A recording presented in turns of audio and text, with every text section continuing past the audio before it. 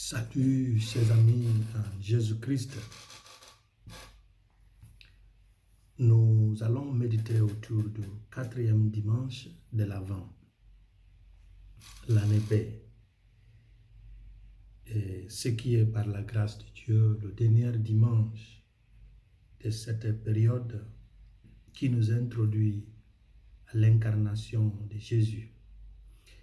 Nous méditons autour du thème « Pourquoi Jésus est le Messie éternel ?»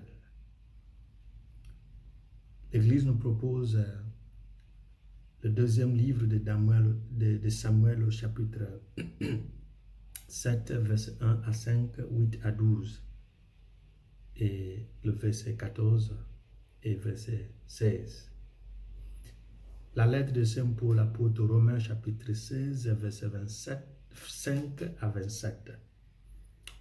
Et l'évangile selon Saint Luc au chapitre 1, verset 26 à 38. Pourquoi Jésus est le Messie éternel? L'authenticité de cette déclaration que Luc a faite dans le livre des Actes des Apôtres au chapitre 4, verset 12, nous aidera à comprendre que sa royauté est une royauté éternelle et universelle. Lorsqu'il disait, et je cite, « Et il n'y a de salut en personne d'autre, car il n'y a sur le ciel aucun autre nom qui ait été donné parmi les hommes pour lequel et par laquelle nous devions être sauvés. » Autrement dit, c'est le nom de Jésus, le seul nom qui est capable d'accorder le salut aux êtres humains. Cette déclaration de Luc devient une déclaration clé pour décrire le royaume de Jésus comme celui qui est universel. Et si nous regardons la capacité d'assembler ou de rassembler toutes les nations pour le jugement, comme nous avons évoqué lors de la solennité du Christ roi, c'est un signe que Jésus est le roi de l'univers, car selon l'exposé que nous avons fait autour de la lettre de Saint Paul aux Éphésiens chapitre 1, verset 19, 20 et 21, nous avons évoqué les deux mots exousia ou exousia, qui signifie l'autorité de gouverner, et le deuxième mot grec dunamis, qui nous parle d'une force intérieure. Il faut celui ou une entité qui possède d'une manière personnelle et originelle ou originale cette qualité d'exousia et de dunamis. L'autorité de gouverner et la force intérieure. S'il y a un seul univers, il ne peut y avoir plus d'un roi universel. On parle d'un bon roi lorsqu'on parle de celui qui peut conduire son peuple à la guerre et à la conquête. Cette personne reste un roi s'il peut protéger son peuple et son territoire. Cette personne reste un roi attentionné s'il y a de la paix et du progrès pendant son règne.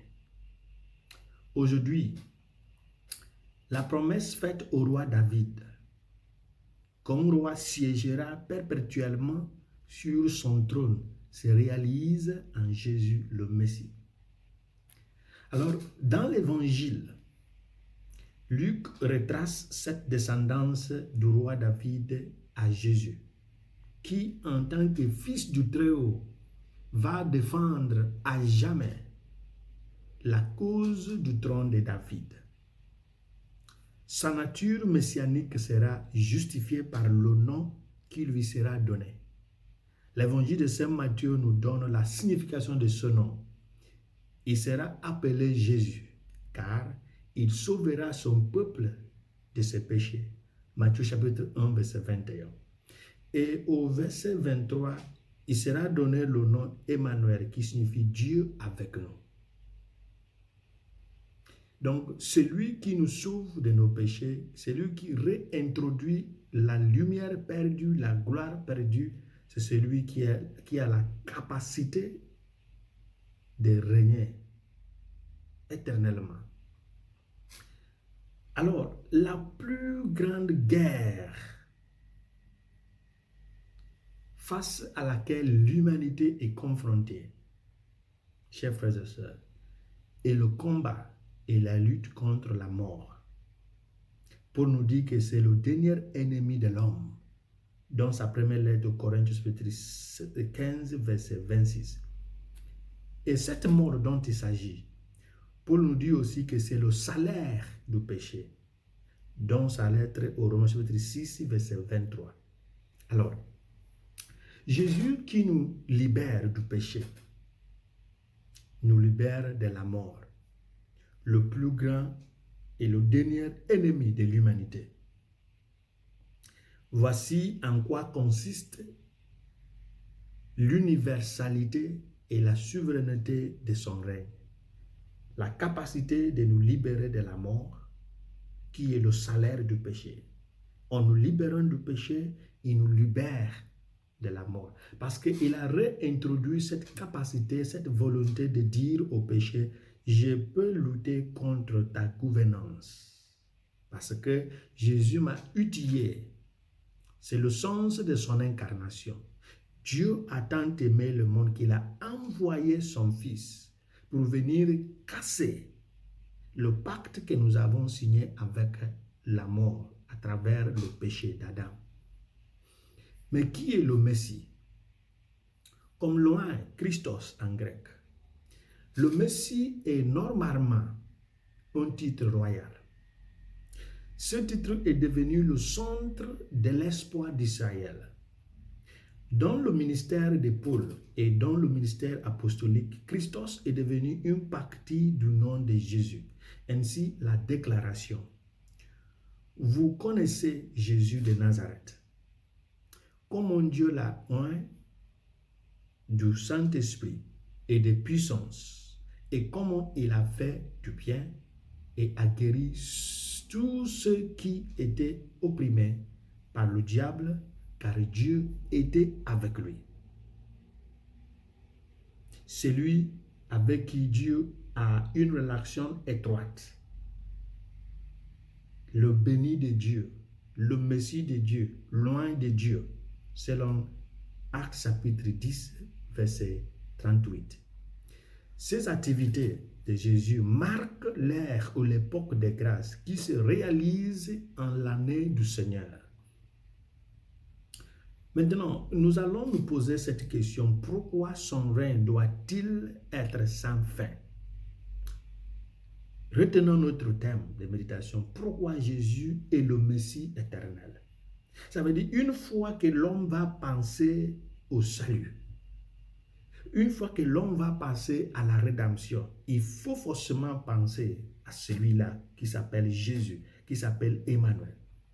Parce que sa capacité de sauver n'est pas une capacité limitée dans l'ère, dans une époque, mais c'est éternel. C'est ce que nous voulons évoquer ou transmettre aujourd'hui. Parce que cette personne a une relation étroite avec Dieu. Maintenant, pourquoi son règne n'aura pas de fin?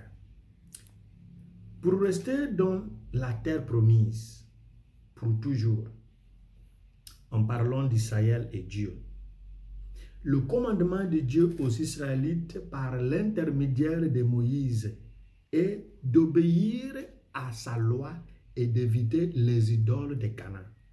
Si vous lisez Josué chapitre 23, versets 1 à 7, nous allons voir une petite idée de cette insistance ou cet accent.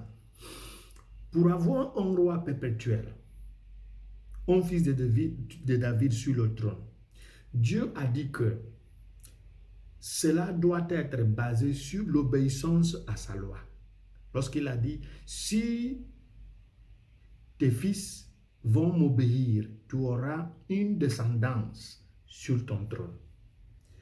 Comme en Jésus se trouve la descendance de David qui a gardé la loi de Dieu, son règne reste sans fin. 2 Samuel chapitre 7, versets 11 à 16. La promesse a été faite. 1er Roi chapitre 2, versets 1 à 4. Comme la chante ainsi Saint Paul dans la kénose de Jésus. Nous allons écouter. Il se trouve et se trouvant en apparence un homme, il s'est humilié en devenant obéissant. Obéissant, le mot revient, jusqu'à la mort. Même la mort sur une croix. C'est pourquoi Dieu l'a aussi souverainement élevé et lui a donné le nom qui est au-dessus de tout nom, afin qu'au nom de Jésus, tous genoux fléchissent, de ceux qui sont dans le ciel, sur la terre et sur la terre, et que toute langue confesse que Jésus-Christ est Seigneur, à la gloire de Dieu le Père. Philippiens chapitre 2, verset 9 à 11. Par son obéissance, Dieu fait homme, Jésus, a pris une place qui ne sera jamais effacée. Qu'au nom de Jésus, tous genoux fléchissent et toute langue proclame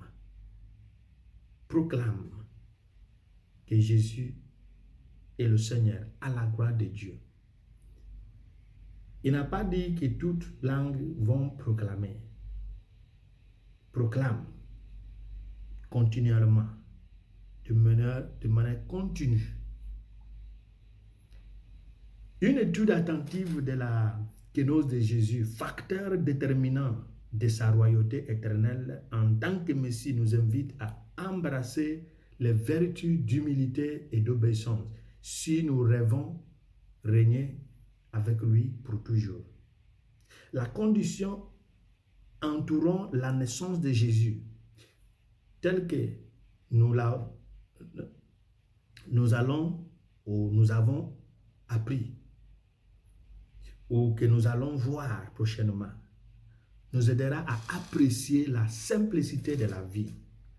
Un enfant de Dieu orgueilleux sera certainement un enfant de Dieu sans la vie de prière, car il faut de l'humilité pour solliciter une faveur ou pour apprécier Dieu pour ce qu'il a fait. De la même manière, un chrétien sans la vie de prière ne peut pas obéir. Si nous ne pouvons pas obéir, nous ne pouvons pas non plus durer longtemps dans la terre promise, parce que c'est une condition. La terre a ses règlements intérieurs. Qui marche avec Dieu doit avoir le sens de ce règlement intérieur. Et pour que nous participions à la règne, ou bien à la royauté de celui qui est éternel, il nous faudra essayer de nous aligner à ses ordres. Même si nous savons bien que ces ordres ne sont pas des ordres simples. Ce sont les ordres qu'il faut se faire de violence pour y arriver. Par sa grâce, demandons-lui, celui qui est venu nous sauver, de nous accorder cette grâce, de pouvoir lui plaire, qui nous bénisse, le Père, Fils, le Saint-Esprit. Amen.